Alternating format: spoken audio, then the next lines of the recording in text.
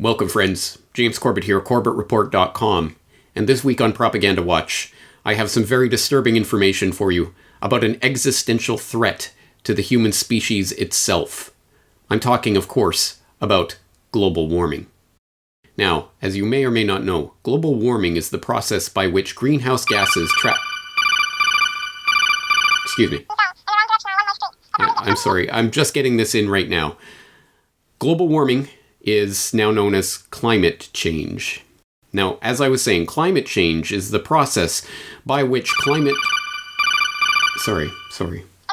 What? I'm sorry, I'm now being told that it is called climate weirding. And climate weirding is the process by which the climate begins to get weird because of as I was saying, global climate disruption is the process by which the global climate is disrupted by human activity, namely driving large cars and... What? Sorry, what? I don't know what they're calling it this week, but it's gonna kill you all unless you give Al Gore your tax money. That's it. Yes, so a little parody, isn't it fun?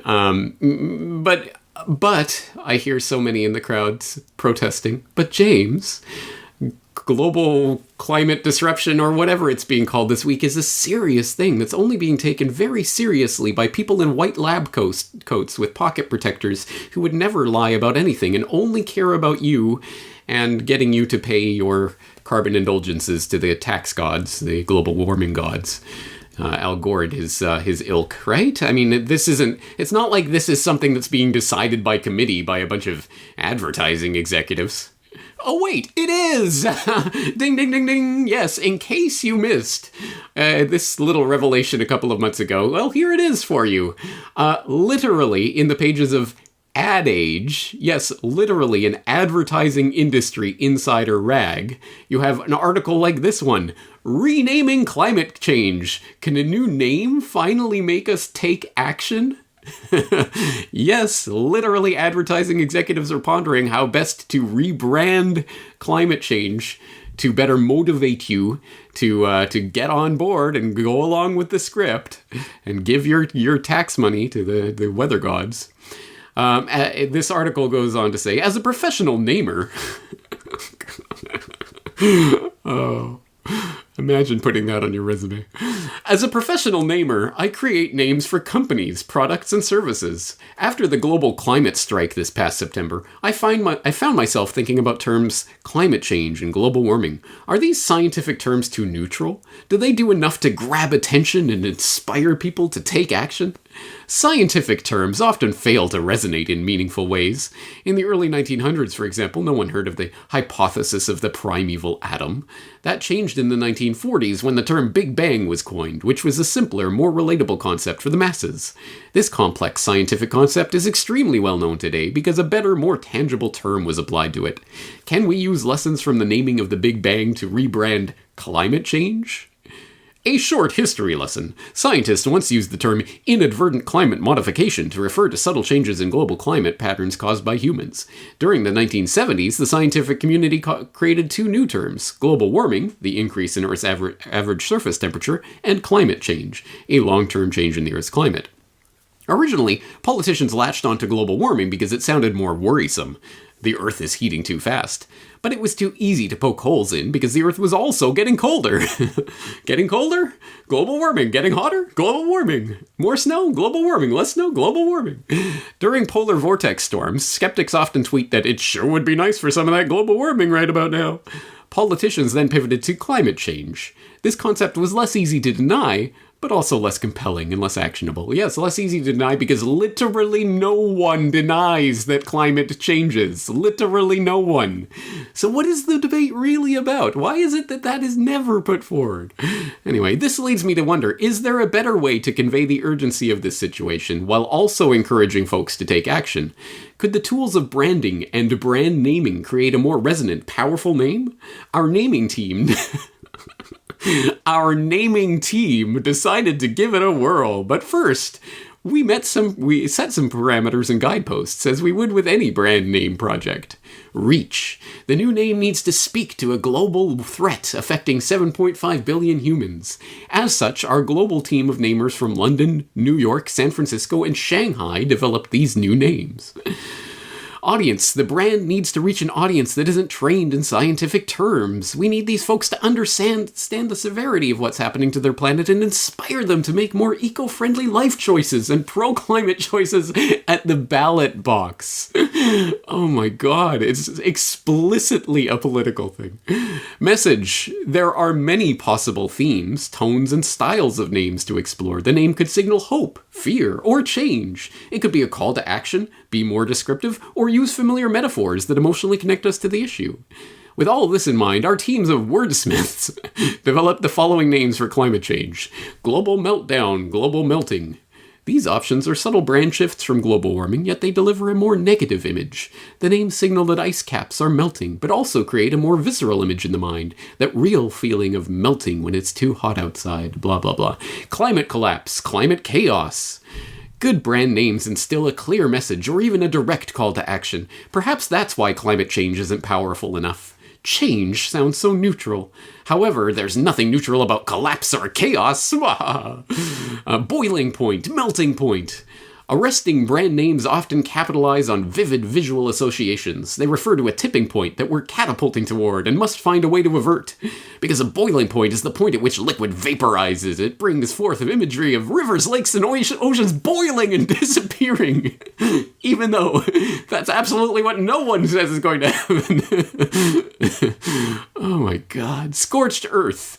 It's time to take the gloves off and stop pretending. Sometimes a brand name needs to be hyperbolic to truly capture hearts and minds. If we don't take massive action now, Earth will be uninhabitable, an irreversible barren wasteland. Plants and animals will die. Humans won't be able to survive extreme weather like floods, droughts, and fires. We're all gonna die. It goes on. Emission critical, planet critical, pre-extinction, the great collapse, earth shattering. Do you get the point? Do you get the point that perhaps this is not a rigorously thought through scientific debate that is being dispassionately played out right in front of our eyes? Do you think there might be a little bit of manipulation going on by literal ad execs trying to come up with better ways to manipulate you into action? More eco-friendly lifestyle choices and ballot box choices. It couldn't be any more blatant. Now, one of the funny things about this is that, I don't know what Ad Age is thinking, but this rebranding has already taken place. For those who don't know, there already is a new brand name for the global climate disruption, weirding, whatever you want to call it. It is now called Climate Emergency. That is the one that people have decided on. A point that was pointed out as I talked recently to Mark Morano. Well, if you go back in terms of late 1980s, and I did this for my film, Ted Koppel, Nightline, all the network news, when James Hansen testified in 1988, they referred to it as the greenhouse effect. And that's one of the things they kept repeatedly calling it. So we called it that. Then we called it global warming throughout the 90s. And then they started calling it climate change. I was actually in Bali with John McCain's top aide at a UN climate summit. By the way, 4-star hotel, actually 5-star hotel on the beach with luau's every night for for being part of the UN conference. And they were arguing then, this would have been 2007, that they were going to use extreme weather now because the temperature, remember, we had the global warming pause. Temperature it was basically still late 90s, hasn't been much of a change in temperature at all. So what happened was they said, we want to include weather, so let's call it climate change. And then that didn't even work because they wanted to use every bad weather event as an example. So then you had the New York Times, Tom Friedman, come up with global weirding. Then you had Obama's science czar, John Holdren, come up with global climate disruption. And then they sort of just bounced around. Now, this Ad Age article is weird because it came up with all these different names, but now they've truly settled on climate emergency. The UK Guardian, Telemundo, the EU, academia, other major outlets have all declared that they're going to use the phrase climate emergency when they're talking about global warming or climate change. That has won. Barbara Streisand is the earliest reference I could find to climate emergency in 2004 or 5. She came out and mentioned that And so I give Barbara Streisand as the credit for the invention of this phrase. It is now all over the place in terms of politics, media, campuses, and governments. The climate emergency is here. State and local governments are declaring it. That's what's won. I don't know why Ad Age is sort of behind the times on that. But I think climate emergency will backfire because it is a phrase that it sounds absurd. It sounds lobbying, especially for anyone in the media to use it. It just sounds like you're being shrill, and that could actually benefit, the skeptical position because people aren't going to necessarily buy that at all. It just sounds, it sounds overwrought. Yes, don't worry your pretty little heads about it, you professional namers over at Ad Age. There already is a new name for global warming. It is climate emergency. And if we need any further evidence of this, it was evinced by Oxford's Word of the Year for 2019. Yes, there is such a thing, a Word of the Year, and the Word of the Year was 2 words? Can they do that? Apparently so. For those who missed it, Oxford Word of the Year, climate emergency. Seriously? Oxford names climate emergency its 2019 Word of the Year. Amid historic flooding in Venice, Italy, and catastrophic bushfires decimating Australia's koala population, Oxford has named its 2019 Word of the Year climate emergency. Oxford said its selected words or phrases reflect the ethos, mood, or preoccupations of the passing year. And this year, heightened awareness of climate science and its implications have generated tremendous debate. Previous words of the year include toxic, youthquake, post-truth, and vape. And in 2015, face with tears of joy emoji. Thanks, Oxford. Climate emergency is 2 words in a fake phrase, but at least they are 2 real words. Youthquake? Really? Furthermore, how could an actual climate emergency reflect the ethos, mood, or preoccupations of the passing year? Existential threats aren't limited to time engagements.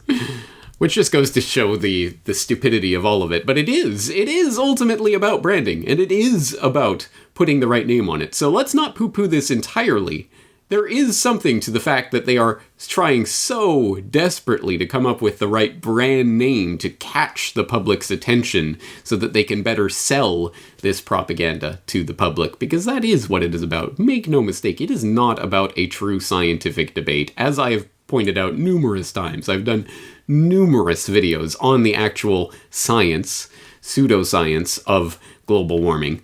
But it always comes back down to, well, but why would the scientists lie? Okay, well, here's the literal bajillions of dollars in funding that goes into this side of the debate. Oh, but it's about science. They don't care about money. No, but here's the science. But why would they lie? But it's about the money.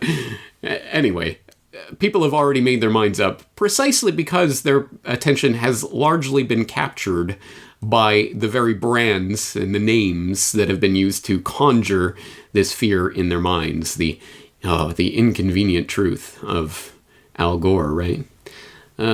Anyway, this is where we have arrived at in 2020, where it is now climate emergency, I guess, if you want to be au courant with the latest buzzwords. I think I'll still refer to it as the debunked science of global warming, because that's precisely what it is, but you do you, I'll do me, and we'll leave the rest to the professional namers over at Ad Age. For the Corbett Report, James Corbett, CorbettReport.com.